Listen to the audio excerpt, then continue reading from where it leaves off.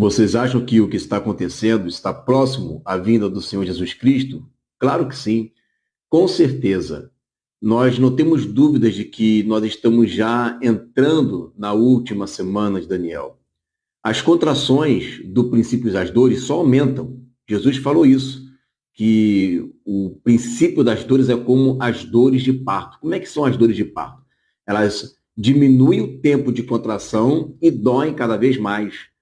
Então, nós percebemos no mundo inteiro que essas dores, terremotos, maremotos, epidemias e tudo mais, estão aumentando. Guerras, rumores de guerras, isso tudo está alastrando, aumentando de uma maneira como nunca aconteceu. Isso é uma prova irrefutável de que os dias, né, da última semana de Daniel já estão às portas. Depois que o céu descer para a terra, quantas vezes iremos trabalhar? Olha que interessante que em Apocalipse, no capítulo 7, no versículo 15, vai dizer que e eles trabalham no seu templo dia e noite. Isso aí já é no sétimo dia, no reino milenar. Então, o trabalho que nós vamos fazer é o quê? É pastorear, ministrar, cuidar, ensinar, educar as nações. Isso nunca vai acabar. Como eu citei numa pregação que eu também fiz é, ontem na igreja de Jeremias capítulo 3, nós vamos apacentar, pastorear as nações. Então nós vamos trabalhar por quanto tempo? 24 horas, glorificados, não sentiremos sono, cansaço, suor, nada disso. Então, nós vamos trabalhar a eternidade toda com Jesus como a sua ajudadora idônea. Qual é a aparência que teremos com o corpo glorificado? Exemplo, se morrer velho, voltaremos velhos ou não? Não, eu acredito que nós vamos ressuscitar numa aparência madura. Não é nem neném, nem pré-adolescente, nem velhinho, mas numa idade sólida. 30 anos ali, aproximadamente, uma idade de Jesus, né, com 33. Eu penso que é assim, dessa forma. Porque você imagina só uma criança, por exemplo, né, um bebê que morreu, será que ela vai ressuscitar como bebê também? Lá no grande trono branco? Não pode ressuscitar como bebê, tem que ressuscitar como adulto, até para entender o porquê que ela está sendo julgada. Então, a ressurreição, todos vão ressuscitar de uma maneira sólida, madura, né? E principalmente nós glorificados, ficaremos perene em um estado, né, de maturidade. Se o arrebatamento vai ser no final da grande tribulação, a igreja vai subir e descer? Sim, qual o problema da igreja subir e descer? Tem nenhum problema nisso, não há nada na Bíblia que proíba a igreja de subir e descer. Ou Jesus descer e subir, né? Uma vida ioiô também, que é o que dizem, né? A Bíblia não tem nenhum problema, poderia descer, subir, subir, descer de novo. Nós não iremos subir para o céu, para onde Jesus está agora. Vai haver um encontro nos ares. A igreja não vai subir lá para onde Jesus está. Jesus desce da onde ele está, nós subimos da onde nós estamos e nos encontramos no meio do caminho, nos ares. A palavra ares ali no grego é aer, nas mais baixas camadas atmosféricas. Então não existe nenhum problema da igreja ter um encontro com ele e depois desse encontro tem que ir para algum lugar. Esse lugar é Jerusalém. Perfeito? Se o arrebatamento vai ser no pós-tribulação, por que Jesus disse que ninguém saberia o dia do seu retorno? E continuará não sabendo o dia do retorno dele. Porque depois das aflições daquele dia, como diz lá em Mateus 24, o sol não dará sua luz, nem a lua sua claridade, as estrelas serão abaladas, ou seja, serão dias de densas trevas, que é o dia do Senhor. Neste período já se lançaram 6 taças, se tocaram 7 trombetas, comprometendo com a tecnologia e com a natureza. O homem não ficará com a luz do sol para saber se passou um dia ou outro. Simplesmente haverá densas trevas. O homem vai perder o controle do dia. Quantos dias serão depois da grande tribulação? 24, 48 horas, 72 horas? Não sabemos. Continua o enigma. Ninguém sabe o dia e a hora em que Jesus voltará. Ficou claro que Jesus Cristo não está no céu, e sim no paraíso. Difícil passar a informação. Na verdade, vamos corrigir essa afirmação. Jesus, ao morrer, não foi para o céu. Jesus, ao morrer, ele foi para o paraíso. Paraíso este que fica no seio de Abraão. Lugar este que fica no Hades. Hades é o mundo dos mortos. E dentro do mundo dos mortos existe o seio de Abraão, que também é chamado de paraíso. Foi para lá que ele prometeu ir com o malfeitor da cruz. Hoje mesmo estarás comigo no paraíso, porque nós dois vamos morrer e nós dois vamos para o mesmo lugar. É isso que Jesus está querendo dizer. Depois que Jesus morreu e ressuscitou, aí sim, 40 dias depois, ele está lá no céu, sentadinho ao lado do Pai. Vamos reconhecer as pessoas que conhecemos lá no céu ou no reino de Deus, né? No reino de Deus, quando vier, vamos reconhecer as pessoas? Eu creio que sim. Reconhecer as pessoas, irmãos, é você reconhecer a história da outra pessoa, o testemunho da outra pessoa. Quem sou eu sem as pessoas? Quem serão as pessoas sem os outros irmãos que testificam de quem ela foi? Lembra que está escrito que as nossas obras nos seguem? Então, as nossas obras nos seguem.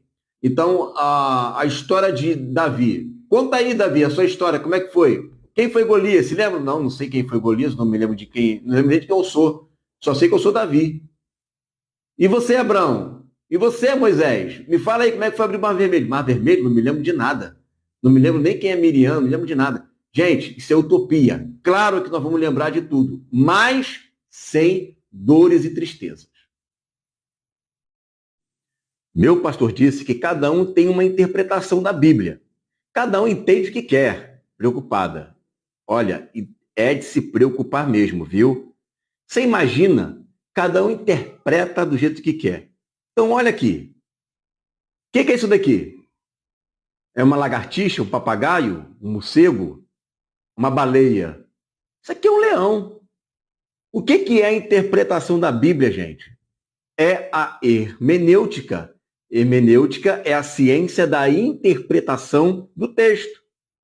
Quando eu pego um quadro e eu faço uma interpretação do que está no quadro, eu estou fazendo uma hermenêutica.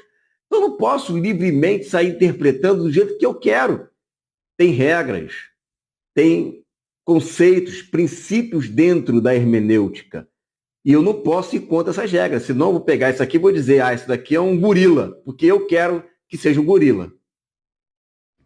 Se somos templos do Espírito Santo, então por que me pratica maldade? Ou me pratica maldade porque o fato dele nascer de novo não significa que ele já está pleno, sem pecado nenhum. Existe uma coisa que se chama processo de santificação, conversão, arrependimento, metanoia, mudança de mente. Nós estamos passando por esse processo de santificação. Quando esse processo terminar, então a igreja ela poderá vencer a morte. Não é isso que está lá em Mateus 16, 18? Tu és Pedro, e sobre esta pedra eu edificarei minha igreja, e as portas do Hades não prevalecerão sobre ela. Então, ou contra ela, né? Então, quando é que a igreja vai vencer o pecado de fato? Não mais pecar, nunca mais, quando ela estiver glorificada. Então, na glorificação, as portas do Hades nunca mais prevalecerão contra os mortos santos. Deus há de avisar, assim como avisou a Ló e Noé sobre a última semana de Daniel? Sim. Não somente vai avisar, como já está avisando. Deus está levantando homens e mulheres em toda a terra para dizer que o reino de Deus está chegando. Então, a chamada, a trombeta já começou a tocar. Não aquela trombeta lá das 7 trombetas do Apocalipse, mas a voz de trombeta, né, de chamamento, já começou a soar nas igrejas. Ainda que seja de boca pequena, ainda que sejam poucas pessoas falando, mas já começou a tocar. Então, sim, ninguém será pego desprevenido. A igreja, ela vai ser um portador de voz profético desses dias que virão. Então se prepara, porque com uma voz profética eu estou dizendo que a última semana de Daniel já está chegando. Pastor, no dia da grande tribulação, as crianças vão sofrer como nós, cristãos, que vamos ser perseguidos. Olha só, Jesus, ele deu uma dica, hein? Ele falou, ai das grávidas. Ai das grávidas. Não tem escape, meu irmão. Tá todo mundo junto e misturado. Vamos pegar o exemplo de Auschwitz. O que aconteceu com as crianças que eram postas lá? Primeiro, que eles não queriam que nem criança nascesse, tá? As mulheres lá que eram grávidas eram torturadas e as crianças mortas ali. Tá? Eram raríssimos os casos em que as mulheres davam escondido à luz. Raríssimos, raríssimos. Então, as crianças ali, na Segunda Guerra Mundial, judias, eram também mortas, tá? Tem que entender que grande tribulação é guerra contra os santos. Guerra contra os santos. Por isso Jesus disse, ai das grávidas e das que amamentarem naqueles dias. Estamos em qual trombeta? Nenhuma. Nenhuma trombeta ainda foi tocada. Então, quando a trombeta soar, quando a trombeta tocar, nós vamos saber, gente. É bem explícito os seus sinais. Terça parte da vegetação, das águas potáveis, dos mares, do naus, da luz do sol, vai tudo para o beleléu. Então, não é uma coisa... Imagina se houvesse uma profecia que dissesse assim, e terça parte da humanidade será tomada por água. O que aconteceu agora no Rio Grande do Sul teria que acontecer em terça parte do mundo ao mesmo tempo. Então, quando as trombetas tocarem, não vai ser algo local, em um determinado local. Será mundial, terça parte da humanidade. Nenhuma trombeta tocou ainda. 20 anos amaziados, pode servir Santa Ceia, os dois crentes? Eu pergunto, 20 anos amaziados, eles estão agora no pecado? Porque se tiver no pecado, de fato, não pode servir Santa Ceia. Mas também não estão salvos. Porque vocês não têm santidade para servir Santa Ceia, vai ter santidade para ser salvo? Né? Vai ter santidade para ser arrebatado, para se casar com Jesus? Não vai. Agora eu pergunto, 20 anos amaziados, eles não estão em pecados? Eles estão salvos? Têm chance de ser salvos? Então por que também não pode servir a ceia? Eu acho muito complicado trabalhar com questões de casamento, casal, amaziado, casamento de papel, porque cada caso é um caso. Eu penso que nesses casos tem que sentar com o casal, o pastor da igreja, e conversar com eles, porque são assuntos complexos. E assuntos complexos não se responde em bate-pronto aqui assim no vídeo. A tribo de Benjamim, judeus que recebem 5 vezes mais, terão um maior protagonismo na primeira metade, na primeira e na segunda, né? Porque a tribo de Benjamim é uma das duas casas de Israel, é a casa de Judá. Então, as duas casas de Israel, elas começam profetizando juntos na primeira metade da última semana. Então, pelo fato deles acabarem de receber esse poder e serem perseguidos de uma maneira frenética lá no epicentro, né, da grande tribulação, lá no olho do furacão, que é Jerusalém, justamente por isso, eles vão receber o mesmo salário dos primeiros trabalhadores que receberam tanto, eles também receberão o mesmo tanto, por causa da perseguição. Quem é o anticristo? É uma pergunta interessante, porque as pessoas hoje querem saber a identidade do anticristo. Eles querem saber o nome do anticristo. Gente, ninguém vai saber o nome do anticristo até que se cumpra pelo menos a metade da última semana, Daniel.